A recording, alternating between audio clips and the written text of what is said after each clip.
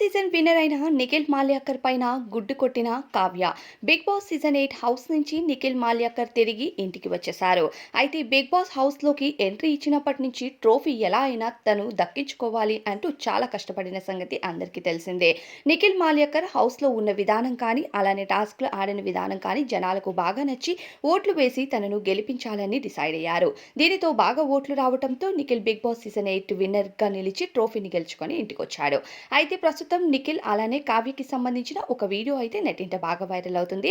కావ్య, నిఖిల్ ఎక్కువగా అల్లరి చేస్తూ ఉన్న వీడియోస్ అయితే చాలా వరకు వైరల్ అయ్యాయి. అలానే కావ్య, నిఖిల్ ఇద్దరు విడిపోయి బ్రేకప్ తీసుకొని సెపరేట్‌గా ఉంటున్నట్టు నిఖిల్ బిగ్ బాస్ హౌస్‌లో తెలియజేశాడు. ఇక బిగ్ బాస్ హౌస్ నుండి బయటికి రాగానే కావ్యని కలుస్తానంటూ తెలియజేశారు. ఇక ఈ తరుణంలోనే వాళ్ళిద్దరికీ సంబంధించిన ఒక వీడియో అయితే బాగా వైరల్ అవుతుంది. నిఖిల్ నెత్తిపైన గుడ్డు కొట్టిన విజువల్స్ వీడియో అయితే చూస్తూ చాలామంది నెటిజన్లు ఇలానే మీరు అల్లరి చేస్తూ లైఫ్ లాంగ్ హ్యాపీగా ఉండాలని కోరుకుంటున్నాము. ఇద్దరు త్వరలోనే కలవండి ప్లీజ్ అంటూ కామెంట్స్ పెడుతున్నారు. మరి వీళ్ళిద్దరి జంటపై మీ అభిప్రాయం కామెంట్స్‌లో చెప్పండి.